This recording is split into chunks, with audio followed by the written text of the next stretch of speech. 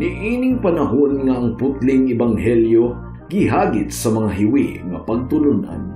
Kinahanglan mo barog ang mga tinunan ni Kristo sa pagpakigbisog sa paglaban sa pagtuo nga makausa ug alang sa tanang panahon gihatag sa Dios ngadto sa iyang katawhan. Maoy hinungdan nga namugna kining tulumanon ang putling ebanghelyo. 30 minutos nga pagsabwag sa tinuod nga ebanghelyo kauban ni Pastor Jeremias Hangad. Ang putling ebanghelyo tulumanon nga gihatod kaninyo sa Unidos Community Bible Fellowship sa Unidos Plaridel, Misamis Occidental. Ang putling ebanghelyo, ang putling ebanghelyo, ang putling ebanghelyo.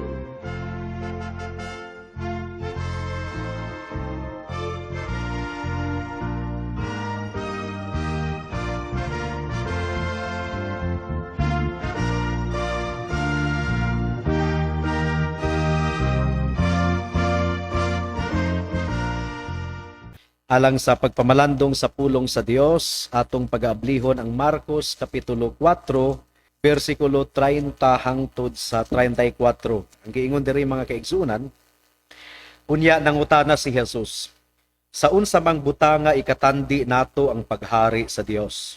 Ug unsa mang sambingaya ang gamito nato pagsaysay niini? Sama kini sa liso sa mustasa, nga maoy labing gamay nga liso dinhi sa kalibutan. Kung itanom kini ug makatubo na, mahimo kining labing dako sa tanang tanom. Managko ang iyang mga sanga ug dinhi magpasilong ug magsalag ang mga langgam. Nagwali si Jesus ngadto sa mga tawo, ginamit ang daghan pang mga sambingay nga sama niini. Wala siya'y gisulti kanila nga wala ipaagi sa mga sambingay. Apan kun ang iyang mga tinunan na lamang ang kauban niya, iyang ipatinaw kanila ang tanan. May the Lord bless the reading and meditation of His Word. Ang Marcos Kapitulo 4 mga kaigsuunan, usa kini ka kapitulo nga puno kaayo og mga sumbingay. Sumala sa gipasabot nato niadtong miaging mga semana. Ug hinumdumi mga kaigsuunan nga ang mga sumbingay sa atong Ginoong Hesukristo adunay kalabutan sa kinaiyahan sa gingharian sa Dios. Kung atong basahon ang Mark chapter 4 verse 26, gisugdan ni Kristo ang iyang sumbingay sa pag-ingon ang gingharian sa Dios sama sa. Ug sa bersikulo 30 pod mga kaigsuunan, nangutana gayud ang atong Ginoong Hesukristo, sa unsa mang butanga ikatandi nato ang gingharian sa Dios, ug unsa mang sambingaya ang gamito nato pagsaysay niini. So meaning to say, the purpose of the parables is to describe the kingdom of God. Now, giunhan ni Kristo sa pag-describe ang gingharian sa Dios, pinaagi sa paghatag sa sumbingay sa magpupugas nga lagpas or sobra sa usa ka bulan ang atong exposition ni adtong sumbingaya mga kaigsuunan. Ug gilarawan ni Kristo ang upat ka matang sa yuta nga nasabuagan sa maayong liso sa pulong sa Dios. Ug sa upat ka matang sa yuta, usa lamang ang maayong yuta, tambok ug tabunok nga namunga mga kaigsuunan. And of course, Jesus explained the parable as referring to different people who hear the word of God. Ang pasabot ni adto nga sumbingay ang nagkalain-laing matang sa kasing-kasing sa mga tawo nga namati sa pulong sa Dios. Ang isyu ni adto nga sumbingay mga kaigsuunan, unsaon man nila pagpaminaw sa pulong sa Dios, ug ang kalainan in how they hear is dependent upon the work of God in their hearts. Nagaagad lamang gayud kini sa pagpanglihok sa Dios sa kasing-kasing sa mga katawhan.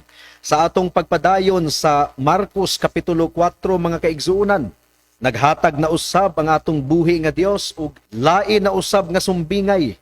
Ug kini nga sumbingay mahitungod kini sa liso sa mustasa.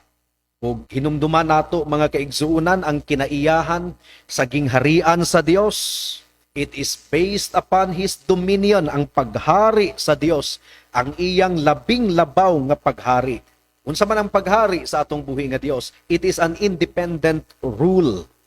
Ang gingharian sa Dios dili democracy. Walay eleksyon mga kaigsuunan nga ang desisyon nagaagad sa pilion sa mga katawhan. No. The kingdom of God is not a democracy. The kingdom of God is absolute. Ang atong Dios ang naghatag og balaod. Ang atong Dios mao ang nag-aprobar sa balaod. Ang atong Dios mao ang nagkaput sa tanang autoridad mga kaigsuunan.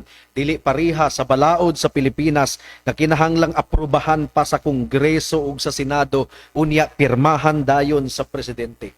Ang gingharian sa Dios usa kini ka kamatuoran sa kamulong nga panghitabo, naglingkod na si Kristo ug naghari sa kasing-kasing sa iyang mga katawhan sa kamulong nga kapanahunan mga kaigsuunan. Ug ang gingharian sa Dios usa ka espiritual nga gingharian. Walay headquarters, walay palasyo ta nga literal nga makita, although sa pagbalik sa atong Dios makita nato kining tanan. But as of now, Jesus Christ is reigning in the hearts of His people. Usa kini ka espiritual nga pagdumala gibag-o sa Ginoo ang kasing-kasing sa mga tawo apan makita nato ang manifestasyon niini sa ilang kinabuhi. Ug ang gingharian sa Dios usa ka progresibo nga gingharian, nagatubo nga gingharian. It will fill the whole earth. Ug ang gingharian ni Kristo usa ka madaugon nga gingharian mga kaigsuunan. O kini nga kinaiyahan sa gingharian sa Dios mao kini ang atong pagahisgutan ning takna sa kahaponon. In spite of the fact nga kasagaran sa mga katawhan ubalibad sa pagdumala sa atong buhi nga Dios, ang gingharian sa Dios mutubo gihapon.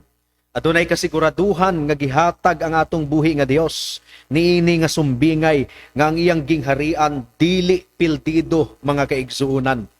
Ug gitandi ni Kristo ang iyang gingharian sama sa liso sa mustasa. Si Matthew ug si Lucas gidescribe kini nga liso nga mutubo siya sa taas kaayo nga tanom.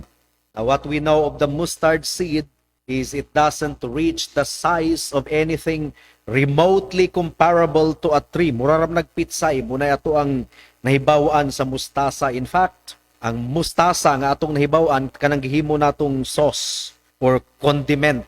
Tusnuban sa atong pagkaon, kumukaon ta sa restaurant. Pero dunay tanom sa Middle East nga ang tawag karda, nga mudako ni siya. Mutubo ni siya up to 15 to 20 feet. Ug paspas ni siya mutubo gumikan kay nabilong kini sa kategori sa plant, tanom.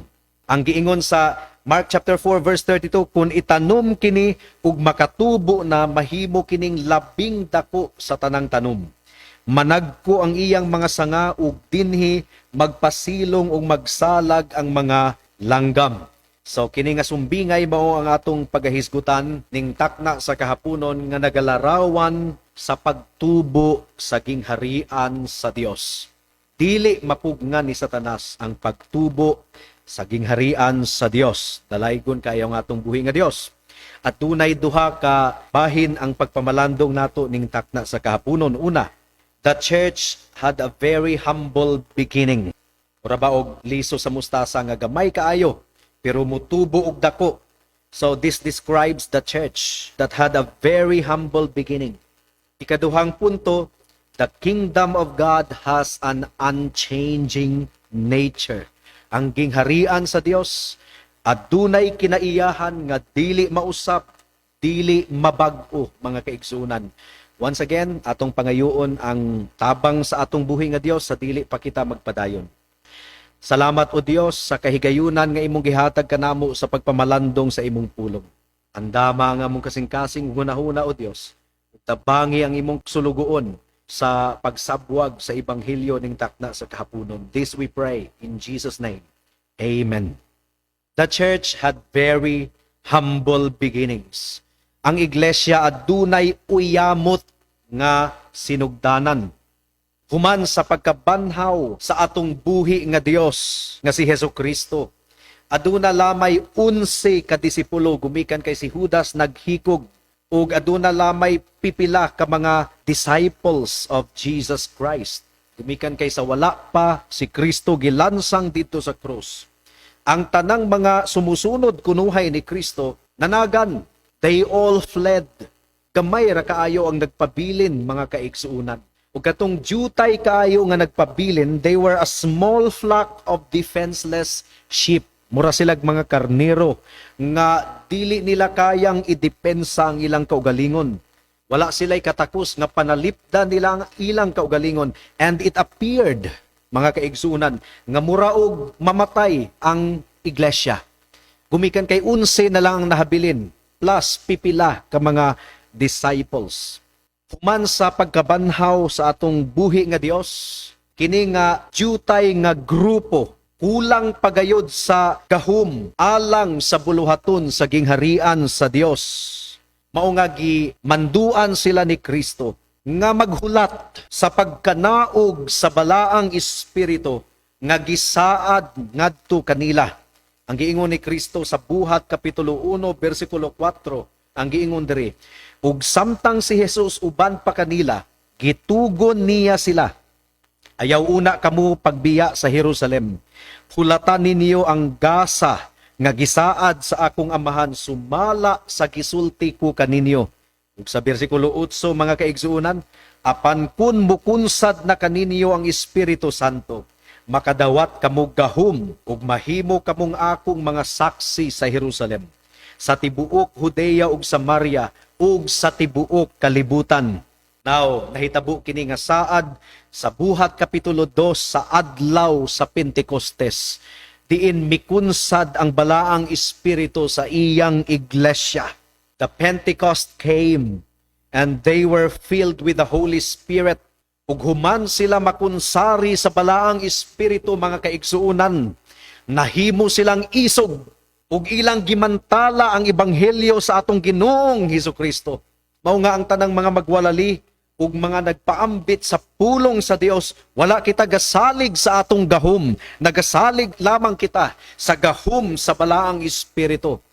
Talawan ang mga disciples ni Jesus Christ sa wala pa mikunsad ang balaang espiritu, puno sila sa kahadlok, apan nakabaton sila og tumang kaisog, tumang boldness sa pagsangyaw sa ebanghelyo ni adtong gituman na sa Dios ang iyang saad nga gipakunsad ang balaang espiritu, and they were empowered to do the work of the ministry. Si Apostol Pablo sa Roma kapitulo 1 bersikulo 16, ang giingon ni Pablo, dili ko ikaulaw ang maayong balita kay kini mao ang gahom sa Dios aron pagluwas sa tanan nga mutuo, una sa mga Hudiyo, ingon man sa mga dili Hudiyo. And that is why we proclaim the gospel constantly, because we share with the Apostle Paul the sentiment that we are not ashamed of the gospel. Sa katapusan sa wali ni Pedro sa Buhat kapitulo 2, gidemonstrate sa atong buhi nga Dios ang dako niyang gahom ug ang dako nga gahom sa ebanghelyo. Unsa man ang giingon sa Buhat kapitulo 2 bersikulo 37 hangtod sa 41, human makawali si Pedro, human niya maproklamar ang ebanghelyo, unsa ang nahimong resulta niini, mga kaigsunan. Ang giingon sa bersikulo 37, sa pagkadungog niini sa mga tawo, daw gikumot ang ilang kasing-kasing ug giingnan nila si Pedro ug ang ubang mga apostoles, mga igsuon, unsa may among buhaton. Unya mingon si Pedro kanila, ang tagsa-tagsa kaninyo kinahanglan nga maghinulsol ug magpabunyag sa ngalan ni Hesukristo aron pasayloon ang inyong mga sala ug madawat ninyo ang gasa sa Dios nga mao ang Espiritu Santo. Kay ang saad sa Dios alang man kaninyo ug sa inyong mga anak ug sa tanan nga atua sa layo, ang tanan nga pagatawgon sa atong Ginoong Dios ngadto kaniya. Naghatag si Pedro og daghan pang pagpamatuod kanila ug miagda nga nagingon, luwasan ninyo ang inyong kaugalingon sa silot nga ipahamtang niining daotang katawhan. Daghan kanila ang mituo sa iyang mensahe ug nagpabunyag. Mga 3,000 katawo ang nahidugang sa pundok sa mga magtutuo ni adtong adlaw. You see, gamhana ng ebanghelyo. Sama kini sa liso sa mustasa ang gingharian sa Dios, nagsugod sa gamay kaayo, jutay kaayo. 11 ka tinunan o pipila ka mga tinunan pa, pero mikalit lang og tubo na himong 3,000 kapin ka mga miyembro sa usa lamang kapagpangwali ni Apostol Peter. Ang giingon sa Buhat Kapitulo 2, versikulo 47, gidayig nila ang Dios ug gikahimutan sila sa katawhan ug sa matag adlaw gidugangan sa Dios ang ilang pundok ug mga tawo nga nangaluwas. Now, adunay mga higayon sa kasaysayan nga ang iglesia mga kaigsuunan muraog nahimong gamay ug nahimong huyang. Adunay mga panahon sa pagpanglutos nga daghang mga Kristohanon ang gihimong martir, gipangpatay. Ang Imperyo Romano mga kaigsuunan in the early Christianity, buot niini nga papason ang iglesia, buot niini nga puuhon ang iglesia. Nahimo ba sa Imperyo Romano ang pagpapa sa iglesia? Wala. Si Satanas gusto gayod nga patyon ang iglesia. Pinaagi sa pagsabwag ug mga liso sa mini nga pagtulunan, mini nga doktrina.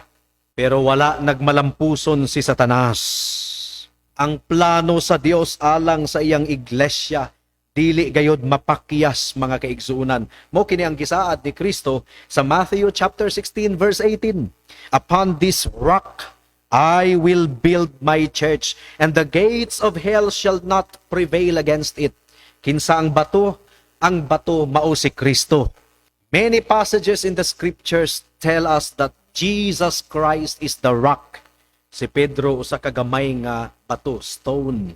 Wala gitukod ang iglesia kang Pedro, apan gitukod ang iglesia kang Kristo. Si Kristo mao ang bato. Ug ang pagtubo sa iglesia sa Dios mga kaigsuunan, magpadayon kini hangtod sa iyang pagbalik.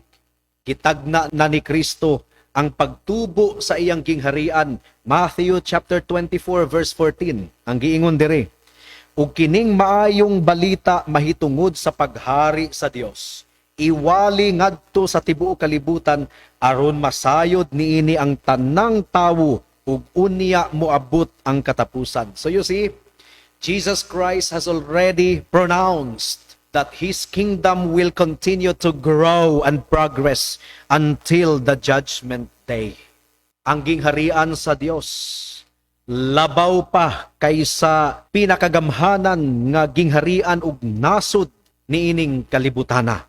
Ug ang tanang mga hari ug ang tanang mga gindumalaan niining kalibutana mo bow down, muhapa, atubangan sa atong Ginoong Hesukristo, ang Dios sa tanang mga Dios ug hari sa tanang mga hari.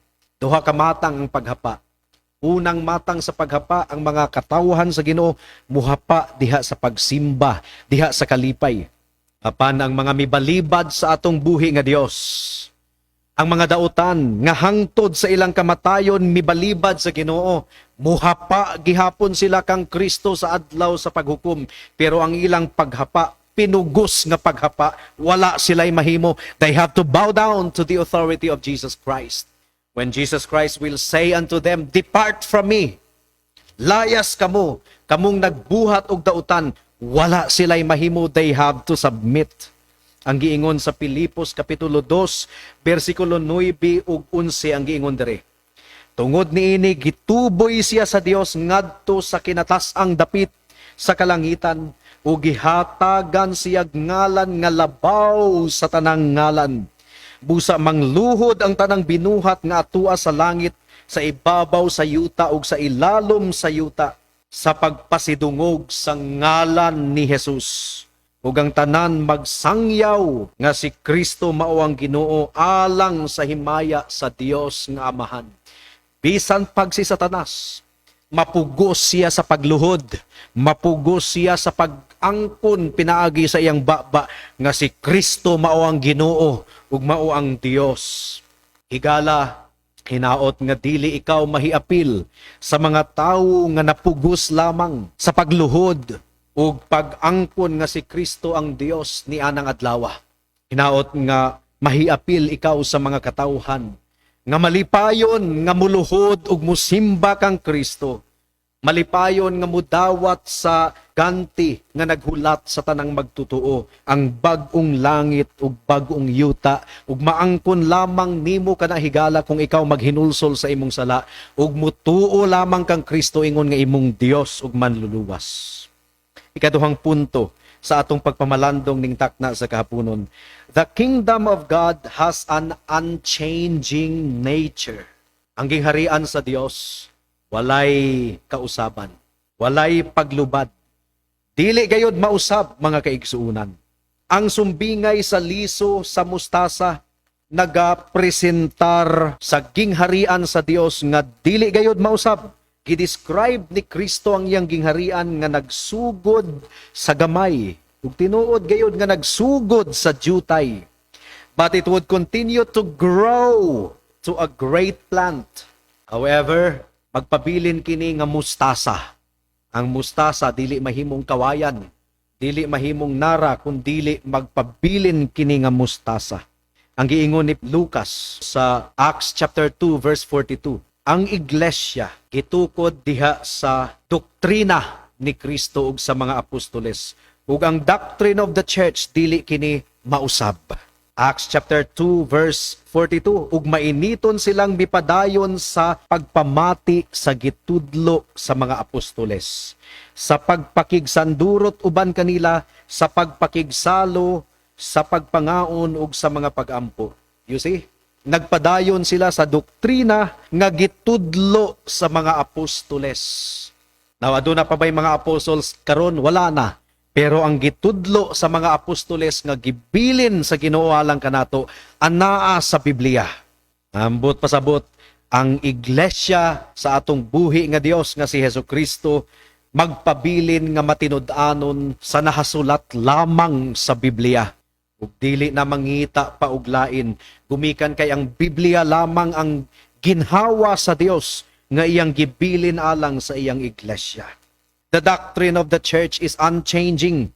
Ang giingon diri sa Matthew chapter 24 verse 35, matapos ang langit ug ang yuta, apan ang akong mga pulong magpabilin gayod kanunay. Kinahanglan nga dili nato usbon ang ebanghelyo. Delikado kung usbon nato ang ebanghelyo. Bisan man gani ang mga anghel, bisan man gani si Apostol Pablo, walay katungod nga muusab sa ebanghelyo, walay katungod nga muusab sa doktrina. Ang giingon ni Pablo sa Galacia kapitulo 1 bersikulo 8, apan bisan og kami uusa ka anghel nga gikan sa langit ang magwali kaninyog maayong balita nga lahi sa among giwali, mahimo unta siyang tinunglo. So you see, walay katungod ang bisan kinsa nga usbon ang doktrina sa iglesia. Ug ang pundasyon sa gingharian sa Dios, ang pundasyon sa iglesia sa atong Ginoong Hesukristo, si Kristo mismo. Si Kristo ang buhi nga bato nga atong sandigan mga kaigsuunan. Si Kristo mao ang punuan ug kita ang mga sanga. Dili si Pedro ang punuan ug bisan kinsa nga apostoles, si Kristo ang punuan, kita ang mga sanga. Ang giingon niya sa Juan kapitulo 15 bersikulo 5, ako ang punuan sa paras ug kamo ang mga sanga. Ang magpabilin kanako ug ako diha kaniya, mamungag daghan. Kay kun wala ako, wala kamoy mahimo. Now, ang giingon ni Kristo nga siya ang punuan ug ang iyang mga tinunan ang mga sanga, wala man siya gi-assign nga pangulo nga sanga. Wala siya gi-assign nga pangulo nga sanga or vicar nga sanga, wala. Or leader nga sanga. Ang giingon ni Kristo, siya ang punuan ug kita ang mga sanga. Walay superior branch. Ang tanang sanga nagaagad lamang kang Kristo mga kaigsuunan. Mudangat na kita sa mga aplikasyon. Gitapos ni Marcos kini nga parable with a summary statement. Ang giingon ni Mark sa verse 25, the hard-hearted people, ang mga nagmagahi sa ilang kasing-kasing, musamot pagayod hinuon og kagahi. to veil the truth from those not willing to see it. Musamot o kagahi, mas pagahion pa sila sa atong buhi nga Dios. Mao nga ang giingon sa Mark chapter 4 verse 25, ang tawo nga may iya ng daan hatagan pagayod. Apan ang walay iya bisan ang jutay nga anaa kaniya kuhaon pa. Now gi-state ni Marcos sa bersikulo 12 ang katumanan sa tagna ni Isaiah. Ang giingon ni Isaiah chapter 6 verse 8 to 10. Unya nabati ko ang tingog sa Ginoo nga nag-ingon, kinsa may akong ipadala ug kinsa man ang muadto alang kanamo. Busa miingon ako, ania ako, ipadala ako, ug miingon siya, lakaw ug sultihi kining mga tawhana. Bisan unsaon ninyog pamati, dili kamo makasabot. Bisan unsaon ninyog tan-aw, dili kamo makaalinggat unsay nahitabo. Pagahia ang mga kasing-kasing niining mga tawhana, himua silang bungol ug buta aron dili sila makadungog o makakita o makasabot, kay tingalig mo balik sila kanako ug mamaayo. Nawalang sa mga disciples, kipadayag ni Kristo ang mahitungod sa iyang gingharian. Kipadayon sa pagpadayag ni Kristo. Mark chapter 4 verse 34, wala siya'y gisulti kanila nga wala ipaagi sa mga sambingay. Apan kung ang iyang mga tinun-an na lamang ang kauban niya, iyang ipatinaw kanila ang tanan.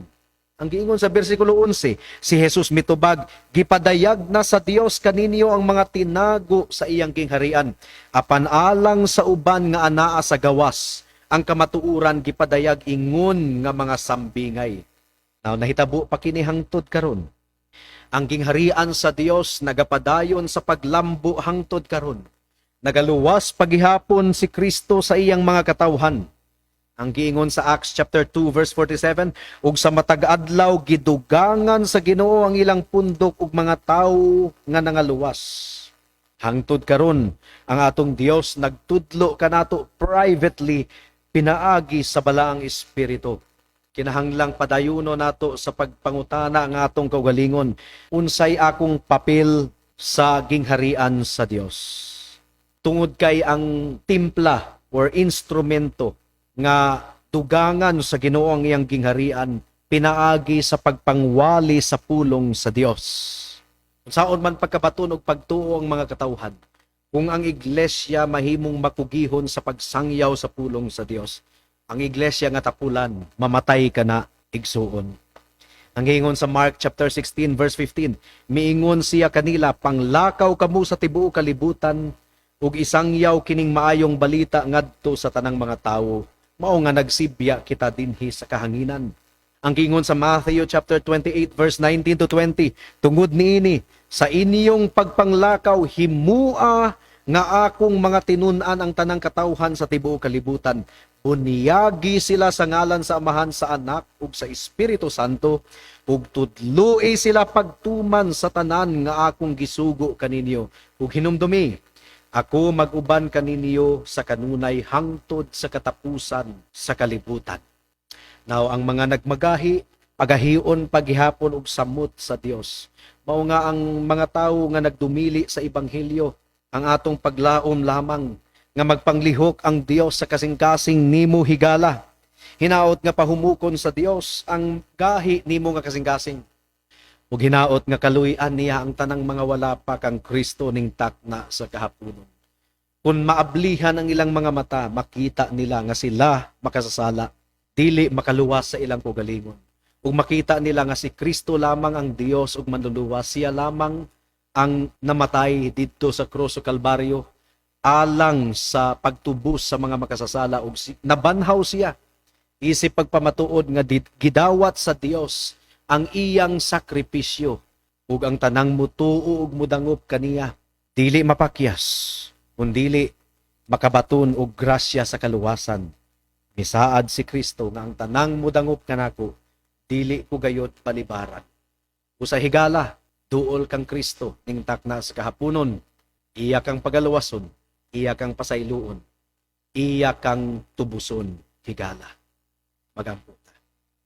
Salamat o Dios sa mensahe nimo ning takna sa kahaponon ug among gipangayo ang bunga niini.